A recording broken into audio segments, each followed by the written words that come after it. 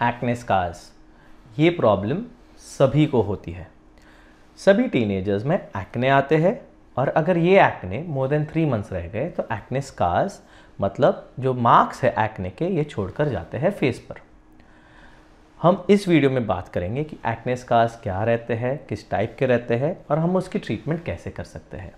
हाय, मैं हूँ डॉक्टर सौमिल शाह। मैं हूँ एक प्लास्टिक सर्जन। मैं डायरेक्टर ऑफ प्लास्टिक सर्जरी हूँ skin zone aesthetics, Borivali west, Mumbai में।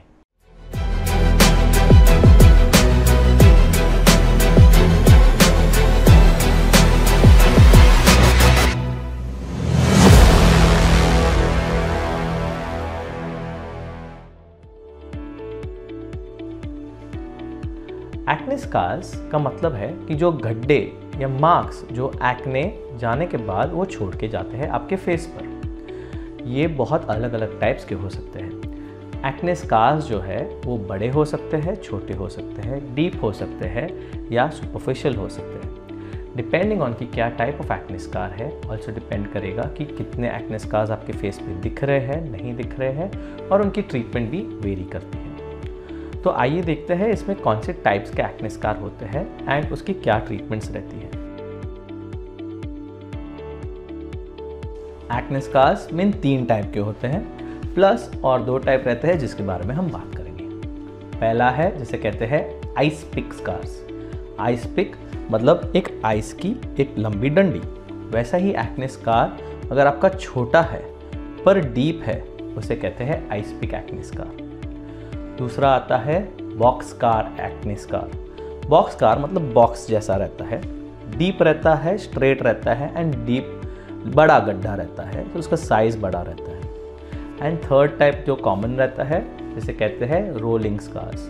रोलिंग स्कार्स में ये शैलो रहता है, मतलब बहुत डीप नहीं रहता, ये थोड़ा बड़ा रहता है, बट इसका कैरेक्टरिस्टिक है कि ये जो नीचे की टिश्यूज़ है उसके साथ खींचा हुआ, बंधा हुआ रहता है।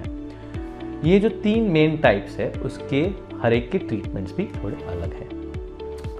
इसमें और 2 थोड़े डिफरेंट टाइप्स के आते हैं। टाइप से ज़्यादा मैं बताऊंगा, इसमें और 2 प्रॉब्लम्स आ सकते हैं। एक है जिसमें वो पिगमेंटेड हो, पिगमेंटेड यानी कि डार्क कलर के हो, इसीलिए ये वाले जो डार्क कलर के रहते हैं आपके स्किन के कंपैरिजन में ज़्यादा उठकर आते हैं, इनकी ट्रीटमेंट्स भी अलग होती है। और 4th टाइप जो बहुत बहुत रेयर है जिसे कहते हैं हाइपरट्रोफिक स्कार्स, मतलब कि जो बड़े हो गए हो, जो स्किन के ऊपर आ रहे हो रादर देन नीचे जा रहे हो। ये जो स्कार्स है इनकी भी ट्रीटमेंट स्लाइटली डिफरेंट होती है। सो आइए देखते हैं कि हर स्कार के टाइप के अकॉर्डिंग उनकी ट्रीटमेंट कैसे करते हैं।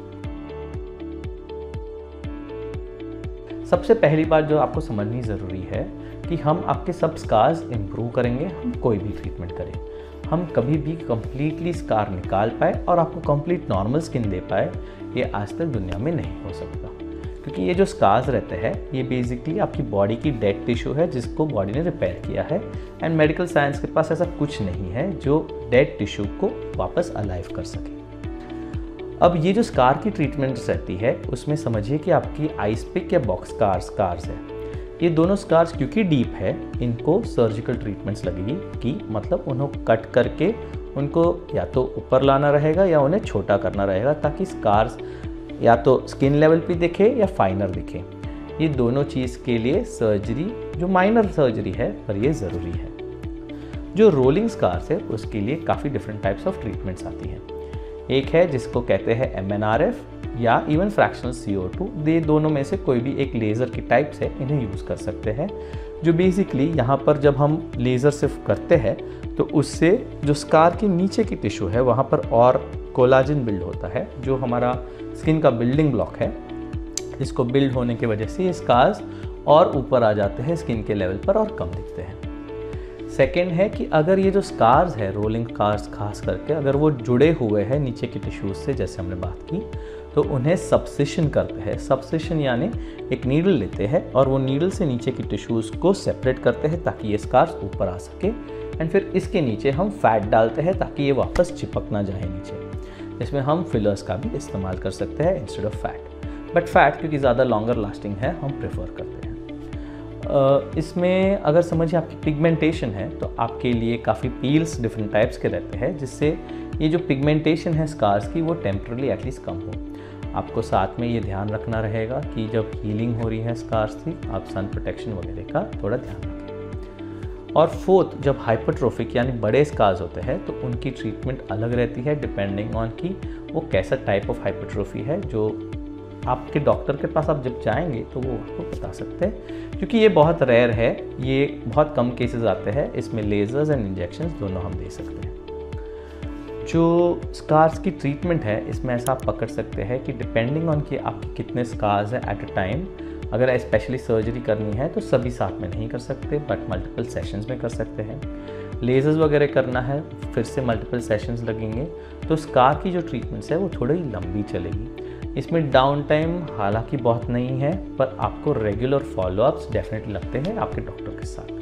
सो ये हो गई बेसिकली एक्ने स्कार्स के ट्रीटमेंट्स के बारे में थोड़ी बहुत आइडिया। आपको इसके बारे में और जानना है तो आप डेफिनेटली आ सकते हैं। ये जो ट्रीटमेंट्स है ये पेशेंट टू पेशेंट डिफ़र करेंगी कि किसको क्या देना है, पहले क्या करना है, बाद में क्या करना है, डिपेंडिंग ऑन कि किस पेशेंट को कितने कौन से स्कार्स अफेक्ट कर रहे हैं फेस पर।